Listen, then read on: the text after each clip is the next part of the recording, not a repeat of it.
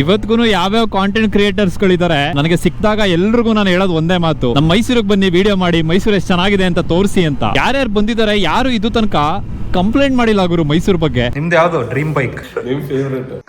ಸುಮಾರು ವಿಡಿಯೋ ಇಂದ ನನಗೆ ಒಂದು ಕಾಮೆಂಟ್ ಬರ್ತಿದೆ, ಮೈಸೂರಲ್ಲಿ ಚಾಮುಂಡಿ ಬೆಟ್ಟದಲ್ಲಿ ಏನ್ ಸೀನ್ ಆಗ್ತಿದೆ ಅದ್ರ ಬಗ್ಗೆ ವಿಡಿಯೋ ಮಾಡಿ ಅಂತ. ಚಾಮುಂಡಿ ಬೆಟ್ಟದ ಬಗ್ಗೆ ಮಾತಾಡೋಣ, ಅದಕ್ಕೂ ಮುಂಚೆ ಮೈಸೂರು ಬಗ್ಗೆ ಒಂದಷ್ಟು ಮಾತಾಡೋಣ. ನಾನೇನು ಮೈಸೂರಲ್ಲಿ ಹುಟ್ಟು ಬೆಳೆದಿಲ್ಲ ಗುರು, ನಾನು ಹುಟ್ಟಿ ಚನ್ನಪಟ್ಟಣದಲ್ಲಿ. ನಮ್ ರಿಲೇಟಿವ್ಸ್ ಎಲ್ಲ ಇರೋದು ಬೆಂಗಳೂರಲ್ಲಿ. ಆದ್ರೆ ನಾವು ಮೈಸೂರಿಗೆ ಬಂದಿದ್ದು ಎಜುಕೇಶನ್ಗೋಸ್ಕರ. ನಮ್ ಫ್ಯಾಮಿಲಿಯವ್ರು ಯಾರು ಮೈಸೂರವರಲ್ಲ, ನಾನು ಮೈಸೂರಲ್ಲಿ ಹುಟ್ಟಿಲ್ಲ ಅಂದ್ರೂ ಕೊನೆ ತನಕ ನೀನ್ ಯಾವ ಊರವನು ಅಂದ್ರೆ ನಾನು ಹೆಮ್ಮೆಯಿಂದ ಹೇಳ್ತೀನಿ ನಾನೊಬ್ಬ ಮೈಸೂರು ಹುಡುಗ ಅಂತ.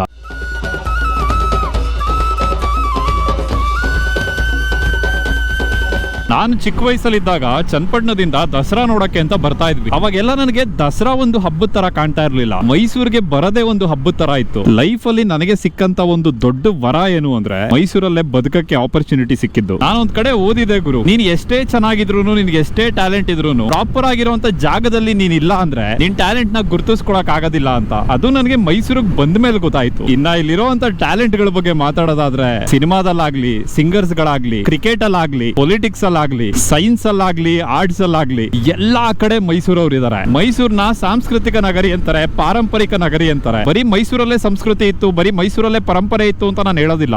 ಎಲ್ಲಾ ಕಡೆ ಇದೆ, ಇಡೀ ಕರ್ನಾಟಕದಲ್ಲಿ, ಭಾರತದಲ್ಲಿ ಎಲ್ಲಾ ಕಡೆ ಸಿಗುತ್ತೆ. ಆದ್ರೆ ಆ ಪ್ಯೂರಿಟಿಯನ್ನ ಉಳಿಸ್ಕೊಂಡು ಬಂದಿದ್ದು ಪ್ರಾಬಬ್ಲಿ ನಮ್ಮ ಮೈಸೂರೇ ಇರಬೇಕು. ಕರ್ನಾಟಕದಲ್ಲಿ ನಿಮಗೆ ಮೈಸೂರ್ ತರ ಜಾಗ ಸಿಗೋದಿಲ್ಲ ಗುರು.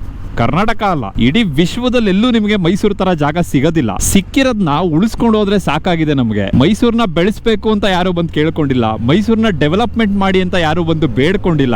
ಏನಕ್ಕೆ ಎಕ್ಸ್ಟ್ರಾ ಡೆವಲಪ್ಮೆಂಟ್ ಗಳನ್ನ ಮಾಡಕ್ಕೆ ಗವರ್ಮೆಂಟ್ ಅವರು ಪ್ಲಾನ್ ಮಾಡ್ತಿದ್ದಾರೆ ಅಂತ ನನ್ಗೆ ಅರ್ಥ ಆಗ್ತಿಲ್ಲ. ಒಂದ್ 6 ತಿಂಗಳು ಮುಂಚೆ ಮರಗಳು ಕಡಿದ್ರು, ಅಲ್ಲಿ ಒಂದಷ್ಟು ಜನ ಹೋಗಿ ಹೋರಾಟ ಮಾಡಿದ್ರು. ಇವಾಗ ಚಾಮುಂಡಿ ಬೆಟ್ಟದಲ್ಲಿ ಬಿಲ್ಡಿಂಗ್ ಕಟ್ಟಕ್ ಶುರು ಮಾಡಿದ್ದಾರೆ. ಚಾಮುಂಡಿ ಬೆಟ್ಟಕ್ಕೆ ಬೇರೆ ಬೇರೆ ಕಡೆಯಿಂದ ಜನ ಬರ್ತಾರೆ, ತಾಯಿ ಚಾಮುಂಡೇಶ್ವರಿನ ನೋಡ್ತಾರೆ, ಆಶೀರ್ವಾದ ತಗೋತಾರೆ, ಅವರಿಗೆ ಖುಷಿ ಆಗುತ್ತೆ, ಹೋಗ್ತಾರೆ. ಸಾಕು, ಯಾರು ಬಂದು ಕಂಪ್ಲೇಂಟ್ ಮಾಡ್ತಾ ಇಲ್ಲ. ಬೆಟ್ಟದಲ್ಲಿ ಅದಿಲ್ಲ ಇದಿಲ್ಲ, ಐಟಮ್ಗಳು ಸಿಗ್ತಾ ಇಲ್ಲ, ಉಳ್ಕೊಳಕ್ ಜಾಗ ಇಲ್ಲ. ಇನ್ನು ಜನ ಕಂಪ್ಲೇಂಟ್ ಮಾಡ್ತಾ ಇರೋದು ಬೆಟ್ಟಕ್ಕೆ ಹೋಗೋ ರೋಡಲ್ಲಿ ಟ್ರಾಫಿಕ್ ಜಾಸ್ತಿ ಆಗಿದೆ, ಜನ ಜಾಸ್ತಿ ಆಗಿದ್ದಾರೆ ಅಂತ. ನೀವು ಟ್ರಾಫಿಕ್ ನ ಕಂಟ್ರೋಲ್ ಮಾಡೋದ್ರಲ್ಲಿ, ಜನರಿಗೆ ನೀಟಾಗಿ ದರ್ಶನ ಕೊಡ್ಸೋದ್ರಲ್ಲಿ ಸಹಾಯ ಮಾಡಿ ಸಾಕು. ಬರೋ ಜನರಿಂದ ದುಡ್ಡು ಹೆಂಗ್ ಮಾಡ್ಕೊಳ್ಳೋದು ಅಂತ ಯೋಚನೆ ಮಾಡಿ ಕಮರ್ಷಿಯಲ್ ಬಿಲ್ಡಿಂಗ್ ಗಳನ್ನ ಕಟ್ಟಕ್ ಹೋಗ್ಬೇಡಿ. ನನ್ ಜೊತೆ ಸ್ಕೂಲಲ್ಲಿ ಓದ್ದವರೆಲ್ಲ ಯಾರು ಮೈಸೂರಲ್ಲಿ ಉಳ್ಕೊಳ್ಳಿಲ್ಲ ಗುರು, ಎಲ್ಲ ಬೆಂಗಳೂರಿಗೆ ಹೋಗ್ಬಿಟ್ರು. ಮೈಸೂರಲ್ಲಿ ಜೀವನ ಇಲ್ಲ, ಬಿಸ್ನೆಸ್ ಮಾಡಕ್ ಆಗೋದಿಲ್ಲ, ಬೆಂಗಳೂರಲ್ಲಿ ಜೀವನ ಇದೆ ಅಂತ. ನಾವು ಒಂದಷ್ಟು ಜನ ಮೈಸೂರಲ್ಲೇ ಉಳ್ಕೊಂಡ್ವಿ. ಏನಕ್ಕೆ ಅಂದ್ರೆ ಅವಾಗ್ಲೇನೆ ನಮ್ಮ ಅಪ್ಪ ಅಮ್ಮ ಹೇಳ್ಕೊಟ್ಟಿದ್ರು, ನೀನ್ ಎಷ್ಟೇ ಕಾಸು ಮಾಡಿದ್ರು ನೆಮ್ಮದಿ ಅನ್ನೋದು ನೀನ್ ಮಾಡಿರೋ ಕಾಸ್ಗಿಂತ ಎಕ್ಸ್ಪೆನ್ಸಿವ್ ಆಗಿರುತ್ತೆ ಅಂತ. ಆದ್ರೆ ವಿಪರ್ಯಾಸ ನೋಡಿ, ಅವಾಗ ಯಾರು ಬೆಂಗಳೂರಲ್ಲಿ ಕಾಸು ಮಾಡ್ಬೇಕು ಅಂತ ನಮ್ಮ ಮೈಸೂರ್ನ ಬಿಟ್ಟು ಹೋದ್ರು, ಅವರೆಲ್ಲ ಇವಾಗ ವಾಪಸ್ಸು ಮಾಡಿರೋ ಕಾಸನ್ನೆಲ್ಲ ಇನ್ವೆಸ್ಟ್ ಮಾಡಿ ಮೈಸೂರಲ್ಲಿ ಸೈಟ್ ಗಳನ್ನ ತಗೋತಾ ಇದಾರೆ. ಮೈಸೂರು ಸೈಟ್ ಗಳ ಬಗ್ಗೆ ಮಾತಾಡಂಗೆ ಇಲ್ಲ ಗುರು. ಇನ್ನೊಂದ್ 2-3 ವರ್ಷದಲ್ಲಿ ಬೆಂಗಳೂರಿಗಿಂತ ಎಕ್ಸ್ಪೆನ್ಸಿವ್ ಆಗ್ಬಿಡುತ್ತೆ. ಒಂದೊಂದು ಊರಿಗೆ ಒಂದೊಂದ್ ತರ ಬ್ಯೂಟಿ ಇರುತ್ತೆ ಗುರು. ಈಗ ಉತ್ತರ ಕರ್ನಾಟಕದಲ್ಲಿ ಚಂದ್ರೆ ಬ್ಯೂಟಿ, ಮಂಗಳೂರಲ್ಲಿ ಬೀಚ್ ಗಳ ಬ್ಯೂಟಿ, ಬೆಂಗಳೂರಲ್ಲಿ ಬಿಲ್ಡಿಂಗ್ ಗಳ ಬ್ಯೂಟಿ, ನಮ್ಮ ಮೈಸೂರಲ್ಲಿ ಸಿಂಪ್ಲಿಸಿಟಿನೇ ಬ್ಯೂಟಿ. ದಯವಿಟ್ಟು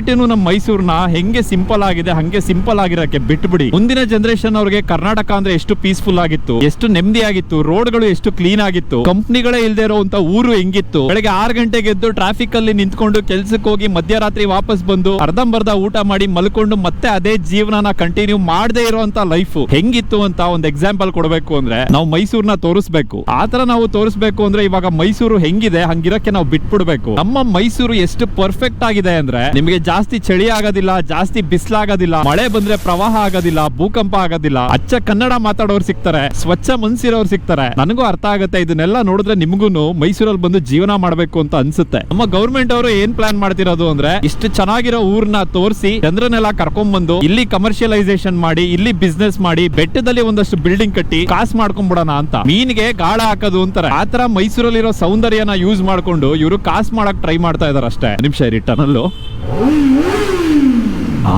ನಾನು ಫಸ್ಟ್ ಕೆಲಸ ಸ್ಟಾರ್ಟ್ ಮಾಡಿದ್ದಿಲ್ಲ, ನನ್ನ ಬಿಸ್ನೆಸ್ ಸ್ಟಾರ್ಟ್ ಮಾಡಿದ್ದಿಲ್ಲ, ನನ್ನ ಯೂಟ್ಯೂಬ್ ಸ್ಟಾರ್ಟ್ ಮಾಡಿದ್ದಿಲ್ಲ. ಮೈಸೂರಲ್ಲಿ ಇರೋರಿಗೆ ಗೊತ್ತು ಮೈಸೂರು ಬರೀ ಒಂದ್ ಜಾಗ ಅಲ್ಲ, ಇದೆಂತ ಎಮೋಷನ್ ಅಂತ. ಆ ಎಮೋಷನ್ಗೆ ಧಕ್ಕೆ ತರುವಂತ ಕೆಲಸನ ನೀವು ದಯವಿಟ್ಟು ಮಾಡಬೇಡಿ. ನೋಡಿ, ಇಲ್ಲೊಂದು ಸಿಗ್ನಲ್, ಈ ರೋಡಲ್ಲಿ ಸಿಗ್ನಲ್ ನೋಡ್ದವನೇ ಇಲ್ಲ ನಾನು. ಇಷ್ಟು ವರ್ಷ ಕಾಲೇಜ್ ಓಡಾಡಿದೀನಿ. ಮೈಸೂರಲ್ಲಿ ಹೊಸದಾಗಿ 100ಕ್ಕಿಂತ ಜಾಸ್ತಿ ಟ್ರಾಫಿಕ್ ಸಿಗ್ನಲ್ ಗಳನ್ನ ಹಾಕಿದೀರಾ. ಮುಂಚೆ ಎಲ್ಲ ಒಂದು ಮಾತಿತ್ತು, ಮೈಸೂರು ಒಂದು ಮೂಲೆಯಿಂದ ಇನ್ನೊಂದು ಮೂಲೆಗೆ 15 ನಿಮಿಷದಲ್ಲಿ ಹೋಗ್ಬಿಡ್ಬೋದು ಅಂತ. ಇವಾಗ 1 ಅವರ್ ಬೇಕು ಗುರು. ದಸರಾ ಟೈಮಲ್ಲಿ ಆದ್ರೆ ಒಂದ್ ಪಕ್ಷ ಒಪ್ಕೋಬಹುದು, ಜನ ಬೇರೆ ಕಡೆಯಿಂದ ಬಂದಿದ್ದಾರೆ ಮೈಸೂರು ನೋಡಕ್ಕೆ ಅಂತ. ಮಿಡಲ್ ಆಫ್ ದ ವೀಕ್ ಮಠ ಮಠ ಮಧ್ಯಾಹ್ನ ಇಷ್ಟು ಟ್ರಾಫಿಕ್ ಇದ್ರೆ ಅದು ಮೈಸೂರಲ್ಲಿ every good thing has a beautiful end but a beautiful thing can't have a good ending ಅಂತ ಒಂದು ಮಾತಿದೆ. ಸೌಂದರ್ಯಕ್ಕೆ ಕೊನೆ ಇಲ್ವಂತೆ, ಆದ್ರೆ ಸುಂದರವಾಗಿರೋ ವಸ್ತುಗಳಿಗೆ ಕೊನೆ ಇದೆಯಂತೆ. ಮೈಸೂರಲ್ಲಿರೋ ಸೌಂದರ್ಯಕ್ಕೆ ಕೊನೆ ಅನ್ನೋದು ಬರಲೇಬಾರದು ಗುರು. ಒಂದು ಟೈಮಲ್ಲಿ ನಾನು ಯೂಟ್ಯೂಬ್ ಸ್ಟಾರ್ಟ್ ಮಾಡಿದಾಗ ಗಾಡಿಗಳ ಬಗ್ಗೆ ಕಾರ್ಗಳ ಬಗ್ಗೆ ವಿಡಿಯೋ ಮಾಡಬೇಕು ಅಂದ್ರೆ ಶೋರೂಮ್ ಗಳಲ್ಲಿ ವೆಹಿಕಲ್ಸೇ ಇರ್ತಿರ್ಲಿಲ್ಲ. ಅಯ್ಯೋ ಅದ್ ಬಿಡಿ, ಶೋರೂಮೇ ಇರ್ತಿರ್ಲಿಲ್ಲ. ಇವಾಗ ಎಲ್ಲಾ ತರ ತರಾವರಿ ಶೋರೂಮ್ ಬಂದ್ಬಿಟ್ಟಿದೆ. ಅದೊಂಥರ ಒಳ್ಳೆ ವಿಚಾರನೇ. ಓಲಾ ಇದೊಂದು ಶೋರೂಮ್ ಮುಚ್ಚೋಯ್ತಲ್ಲ, ಅದಿನ್ನೂ ಒಳ್ಳೆ ವಿಚಾರ. ಅಯ್ಯೋ ನಾನು ಸತ್ತೋಯ್ತೀನಿ ಕಣಣ್ಣ, ಅಣ್ಣ ನನ್ನ ಕೈಲಿ ಆಯ್ತಾ ಇಲ್ಲ, ಅಯ್ಯೋ ಅಣ್ಣ. ಲಾಸ್ಟ್ ಮಂತ್ ನಾನು ಇನ್ನೊಂದು ನ್ಯೂಸ್ ನೋಡಿದೆ ಗುರು. ಬೆಂಗಳೂರಲ್ಲಿ ಯಾವ್ಯಾವ ಕಂಪ್ನಿ ಇದೀರಾ ಅವರೆಲ್ಲ ಮಂಗಳೂರು ಮೈಸೂರು ಕಡೆ ಹೋಗಿ ನಿಮಗೆ ಎಲೆಕ್ಟ್ರಿಸಿಟಿಯಲ್ಲಿ ಒಂದಷ್ಟು ಡಿಸ್ಕೌಂಟ್ ಕೊಡ್ತೀವಿ, ಬಿಲ್ಡಿಂಗ್ ಕಟ್ಟಕ್ಕೆ ಒಂದಷ್ಟು ಸಬ್ಸಿಡಿ ಕೊಡ್ತೀವಿ ಅಂತ ಗೌರ್ಮೆಂಟ್ ಅವ್ರು ಹೇಳಿದ್ರು. ಬೆಂಗಳೂರಲ್ಲಿ ತಾರಾ ಮಾರ ಕಂಪ್ನಿಗಳನ್ನ ಕಟ್ಟಿಸ್ಬಿಟ್ಟು ಕೆಲ್ಸದ ಹೆಸರಲ್ಲಿ ಬೇರೆ ಊರವ್ರನ್ನ ಕರ್ಕೊಂಡ್ ಬಂದ್ಬಿಟ್ಟು ಇವಾಗ ಆ ಬರ್ಡನ್ನ ತಡ್ಕೊಳಕಾಗದೆ ನೆಮ್ಮದಿಯಾಗಿರುವಂತ ನಮ್ಮೂರಲ್ಲಿ ಕಂಪ್ನಿಗಳು ಕಟ್ಟಿ ಅಂತ ಹೇಳ್ಕೊಡ್ತಾ ಇದೀರಲ್ಲ. ಫಸ್ಟ್ ಆತರ ಕಂಪ್ನಿ ಓಪನ್ ಮಾಡೋ ಮುಂಚೆ ಹೆಲಿಪ್ಯಾಡ್ ಗಳನ್ನ ಕಟ್ಸಿ ಕಂಪ್ನಿಲಿ ಕೆಲಸ ಮಾಡೋರು ಹೆಲಿಕಾಪ್ಟರ್ ಓಡಾಡ್ಕೊಳ್ಳಿ. ರೋಡ್ ಮೇಲಂತೂ ಬರೋದು ಬೇಡ ಅವ್ರು ಯಾರು. ಯೂಶಲಿ ನಾನು ಬೆಂಗಳೂರಿಗೆ ಏನಾದ್ರು ಶೂಟ್ ಹೋದ್ರೆ ಎಷ್ಟೇ ಮಿಡ್ ನೈಟ್ ಆಗಿದ್ರು ನಾನು ವಾಪಸ್ ಮನೆಗೆ ಬಂದ್ಬಿಡ್ತೀನಿ. ಆದ್ರೆ ಒಂದು ದಿನ ತೀರಾ ಅರ್ಜೆಂಟ್ ಇತ್ತು, ಅಲ್ಲೇ ಉಳ್ಕೊಂಡು ಶೂಟ್ ಮಾಡ್ಬೇಕಿತ್ತು ಅಂತ ಒಂದು ರೂಮ್ ಹುಡ್ಕಕ್ ಹೋಗಿದ್ದೆ. ರೂಮ್ ಗಳಾಗ್ಲಿ Airbnb ಗಳಾಗ್ಲಿ ಅದ್ಯಾವ್ದು ನಮ್ ಕರ್ನಾಟಕದವ್ರದಲ್ಲ. ನಾರ್ತ್ ಇಂಡಿಯಾ ಇಂದ ಬಂದಿದ್ದಾರೆ, ಆಂಧ್ರ ಪ್ರದೇಶದಿಂದ ಬಂದಿದ್ದಾರೆ, ತಮಿಳ್ನಾಡಿಂದ ಬಂದಿದ್ದಾರೆ. ನಮ್ಮ ಬೆಂಗಳೂರಲ್ಲಿ ಕರ್ನಾಟಕದವ್ರು ಬಿಟ್ಟು ಬೇರೆ ಎಲ್ಲಾ ಕಡೆಯಿಂದ ಬಂದಿರೋರು ಸಕ್ಕತ್ತಾಗಿ ಕಾಸು ಮಾಡ್ತಾ ಇದ್ದಾರೆ. ಬರೀ ಬಿಲ್ಡಿಂಗ್ ಅಷ್ಟೇ ಅಲ್ಲ, ಅದ್ರ ಸುತ್ತಮುತ್ತ ಇದ್ದಿದ್ದಂತ ಹೋಟೆಲ್ಗಳು, ಶವರ್ಮಾ ಶಾಪ್ಗಳು, ದೊಡ್ಡ ದೊಡ್ಡ ಕೆಫೆಗಳು, ಬೇಕರಿಗಳು, ಯಾರಿಗೂ ಕನ್ನಡ ಬರೋದಿಲ್ಲ. ಅಲ್ಲಿ ಕನ್ನಡ ಬರೋದು ಯಾರಿಗೂ ಗೊತ್ತಾ? ರೋಡ್ ಸೈಡ್ ಅಲ್ಲಿ ಹಣ್ಣು ಮಾರೋರು, ಚಪ್ಪಲಿ ಹೊಲಿಯೋರು, ಸೈಕಲ್ ಪಂಚರ್ ಹಾಕೋರು. ಈ ಪರಿಸ್ಥಿತಿ ಏನಾದ್ರೂ ನಮ್ಮ ಮೈಸೂರವ್ರಿಗೆ ಬಂದ್ಬಿಟ್ರೆ ಹೆಂಗಿರುತ್ತೆ ಅಂತ ನೆನೆಸ್ಕೊಂಡ್ರೆ ಮೈಯೆಲ್ಲ ಉರಿಯುತ್ತೆ.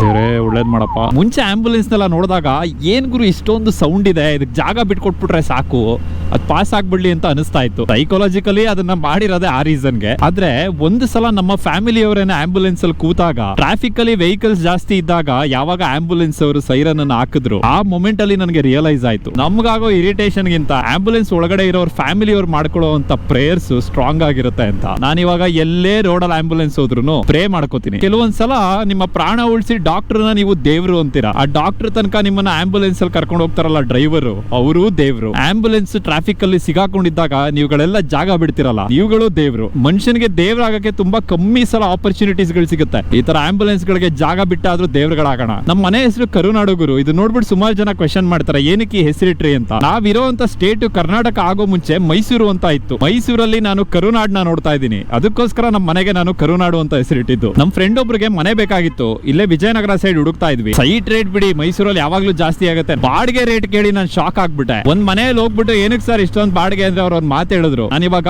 ಕೇರಳದವ್ರಿಗೋ ಇರಾನಿಗಳಿಗೋ ಅಥವಾ ಇನ್ಯಾರಿಗೋ ಕೊಟ್ರೆ 25,000 ಕೊಡ್ತಾರೆ ಸರ್. ನಾನ್ ಕಷ್ಟಪಟ್ಟು ಮನೆ ಕಟ್ಟಿದೀನಿ, ನಾನು EMI ಕಟ್ಟಬೇಕು, ನೀವು ಕನ್ನಡದವರು ಅಂತ ನಿಮ್ಗೆ ಹೆಂಗ್ ಸರ್ ಕಮ್ಮಿ ಕೊಡ್ಲಿ, ನಾನು ಬದುಕ್ಬೇಕಲ್ವಾ ಅಂತ. ಇಲ್ಲಿ ಪ್ರಾಬ್ಲಮ್ ಇರೋದೇನು ಅಂದ್ರೆ ಬೇರೆ ಕಡೆಯಿಂದ ಬಂದವ್ರನ್ನ ಬಿಟ್ಕೋತಾ ಇದೀವಲ್ಲ. ನಮ್ದು ಕೇರಳ ಇಂದ ಬಂದು ಓದ್ ಮುಗಿಸಿ ಇಲ್ಲೇ ಹೋಟ್ಲ್ ಹಾಕೊಂಡು ಇಲ್ಲೇ ಬಿಸ್ನೆಸ್ ಗಳು ಮಾಡ್ಕೊಂಡು ಒಬ್ರು ಮಾಡಿದ್ರೆ ಸರಿ ಇಬ್ರು ಮಾಡಿದ್ರೆ ಸರಿ, ಬಂದವರೆಲ್ಲ ಇದನ್ನೇ ಮಾಡ್ತೀರಾ. ಮೈಸೂರಲ್ಲಿ ಹೆವಿ ಆಕ್ಸಿಡೆಂಟ್ ಗಳಾಗ್ತಾ ಇದೆ, ಅದರಲ್ಲಿ ಮೆಜಾರಿಟಿ ಮಾಡ್ತಾ ಇರೋರು ಕೇರಳದವರು. ನಾನು ಎಲ್ಲಾ ಕೇರಳದವ್ರನ್ನು ಜನರಲೈಸ್ ಮಾಡಿ ಹೇಳ್ತಾ ಇಲ್ಲ, ಆದ್ರೆ ಮೈಸೂರಲ್ಲಿ ಒಂದಷ್ಟು ಜನ ಚಪ್ರಿಗಳಿದ್ದಾರೆ, ನಶಾ ಆಗ್ಬಿಟ್ಟು ರಾತ್ರಿ ಹೊತ್ತು ಗಾಡಿ ಓಡಿಸ್ತಾರೆ, ಅಲ್ಲಿ ಇನ್ಯಾರಿಗೂ ಹೋಗಿ ಆಕ್ಸಿಡೆಂಟ್ ಮಾಡ್ತಾರೆ. ಇನ್ನೊಂದ್ ಕಡೆ ನನಗೆ ಗೊತ್ತಿರೋಂತ ಸುಮಾರು ಜನ ಕೇರಳ ಹುಡುಗರಿದ್ದಾರೆ, ಹಾಸ್ಪಿಟಲ್ ಅಲ್ಲಿ ನರ್ಸ್ ಗಳಾಗಿ ವರ್ಕ್ ಮಾಡ್ತಾರೆ. ನಮ್ಮ ಮನೆಯಲ್ಲಿ ಪ್ರಾಬ್ಲಮ್ ಆದಾಗ್ಲೂ ಅವರೇ ನರ್ಸ್ ಆಗಿ ಬಂದಿದ್ರು. ಅವ್ರನ್ನ ನೋಡಿದಾಗ ಖುಷಿ ಆಗುತ್ತೆ, ಊರು ಬಿಟ್ಟು ಬಂದು ಕಷ್ಟಪಟ್ಟು ಯಾರಿಗೂ ತೊಂದರೆ ಕೊಡದೆ ಅವ್ರ ಪಾಡ್ಗೆ ಅವ್ರು ಬದುಕ್ತಾ ಇದಾರಲ್ಲ ಅಂತ. ಆ ತರ ಬದುಕೋರು ಬಂದ್ಬಿಟ್ರೆ ನಮಗೂ ಏನ್ ಕಂಪ್ಲೇಂಟ್ ಇರೋದಿಲ್ಲ. ಆದ್ರೆ ಈ ಊರಿಗೆ ಬಂದು ಮೈಸೂರು ಹೆಸರನ್ನ ಹಾಳು ಮಾಡಿ ಕರ್ನಾಟಕಕ್ಕಿಂತ ನಾವೇ ಬೆಟರ್ ಅಂತ ಹೇಳ್ಕೊಂಡು ಈವೆಂಟ್ ಅಲ್ಲೆಲ್ಲ ಕೇರಳ ಸಾಂಗ್ ಗಳನ್ನ ಹಾಕೊಂಡು ಇದನ್ನೆಲ್ಲ ನಮ್ ಜನ ಜಾಸ್ತಿ ದಿನ ನೋಡ್ಕೊಂಡು ಇರೋದಿಲ್ಲ. ಮೈಸೂರವ್ರಿಗೆ ತಾಳ್ಮೆ ಜಾಸ್ತಿ ಇದೆ. ಯಾರಿಗೆ ಜಾಸ್ತಿ ತಾಳ್ಮೆ ಇರುತ್ತೆ ಅವ್ರು ಒಂದು ಸಲ ತಾಳ್ಮೆ ಕಳ್ಕೊಂಡ್ರೆ.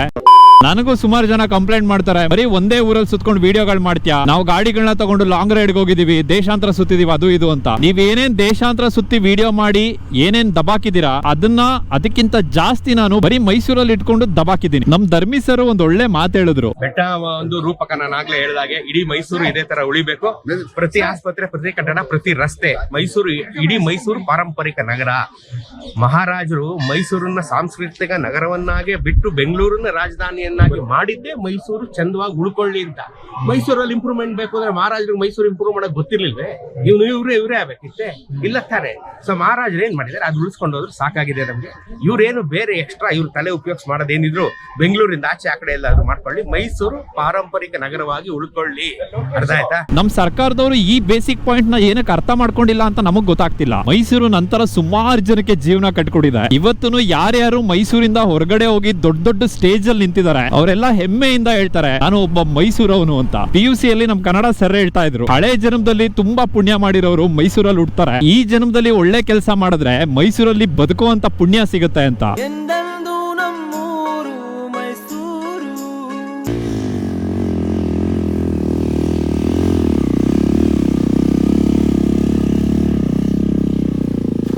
ವಿಡಿಯೋ ಮಾಡೋಕ್ಕೆಲ್ಲ ರೆಡಿ ಮಾಡ್ಕೋತಾ ಇದ್ದಾರೆ. ಇಲ್ಲಿ ನಮ್ಮ ಕಾರ್ಪೊರೇಟ್ ಕನ್ನಡಿಗ ಅವರು, ನಮಸ್ಕಾರ. ತಗೊಂಡೋಗಿವ್ರ ನಿಮ್ಮ CBR ಕೇಳಿದ್ರಲ್ಲ, ಗಾಡಿ ಕೊಡ್ತಾರೆ ಶೋರೂಮ್ ಅವರು, ಅದಕ್ಕೇನೆ ಗಾಡಿ ಇಸ್ಕೊಂಡು ಪಾಸಿಟಿವ್ ಮಾತಾಡ್ತೀವಿ, ಬೇರೆದ್ರ ಬಗ್ಗೆ ಎಲ್ಲ ಬೈತೀವಿ ಅಂತ ಹೇಳಿದ್ರು. ಈ ಗಾಡಿ ಶೋರೂಮ್ ಅವ್ರು ಕೊಡ್ತಾರ ನಮ್ಗೆ, ಈ ಗಾಡಿ ನಮ್ಗೆ ಶೋರೂಮ್ ಅವ್ರು ಕೊಡ್ತಾರ, ಇದು ಶೋರೂಮ್ ಅವ್ರು ಕೊಡ್ತಾರ, ಇದು ಶೋರೂಮ್ ಅವ್ರು ಕೊಡ್ತಾರ. ಹೇಳಪ್ಪ ರಿವರ್ ಇಂಡಿ ಬಗ್ಗೆ ಏನಂತ್ಯ? ಬೇಕಾದ್ರೆ ಪ್ರೂಫ್ ಕೊಡ್ತೀನಿ. ನಾನೇ ಅಕೌಂಟಿಂದ ಟ್ರಾನ್ಸಾಕ್ಷನ್ ಮಾಡಿದ್ದೀನಿ, ನಮ್ಮ ಪವರ್ ಅಡ್ವೆಂಚರ್ಸ್ ಹೆಸರಲ್ಲೇ ಅದು ಬಂದಿದೆ. ಯಾವುದೇ ಒಂದು ಗಾಡಿ ಕೊಡ್ತಾರೆ ಅಂದರೆ ಯಾರು ಕಂಪ್ನಿ ಹೆಸರಿಗೆ ಗಾಡಿನ ಕೊಡಲ್ಲ. ಸೊ ನಾವು ಸ್ವಂತ ದುಡ್ಡು ಕೊಟ್ಟರೆ ಮಾತ್ರ ಕಂಪ್ನಿ ಹೆಸರು ಬರುತ್ತೆ ಹೊರತು ಬೇರೆ ಯಾವುದೇ ಕಾರಣಕ್ಕೂ ಯಾವುದೇ ಸಿಚುವೇಶನಲ್ಲೂ ಕಂಪ್ನಿ ಹೆಸರು ಗಾಡಿ ಕೊಡಲ್ಲ. ಈ ಗಾಡಿಗೆ ಏನಿಲ್ಲ ಅಂದರೂ ತಿಂಗಳಿಗೆ ಒಂದು 2,500-3 ಸಾವಿರ ಖರ್ಚು, ಇದಕ್ಕೊಂದು 3 ಸಾವಿರ ಅನ್ಕೊಳ್ಳಿ, ಅದಕ್ಕಂತೂ ಕೇಳೋದೇ ಬೇಡ. ತಿಂಗಳಿಗೆ ಒಂದು 50-60 ಸಾವಿರ ಗಾಡಿಗಳ ಮೇಲೆ ಖರ್ಚು ಮಾಡ್ತೀವಿ. ಯಾರೋ ಒಬ್ರು ಒಂದು ಗಾಡಿ ಕೊಡ್ತಾರೆ ಅನ್ನೋ ಆಸೆಗೆ ನಾವು ಗಾಡಿನ ಹೊಗಳ್ಬಿಟ್ಟು ವಿಡಿಯೋ ಮಾಡೋಕ್ಕಾಗತ್ತಾ? ಅವಕಾತ್ ಬೇಕಲ್ಲೇ ಮಾತಾಡಲಾಕ, ಅವಕಾತ್ ಇರ್ಬೇಕು ಮಾತಾಡಲಾಕ.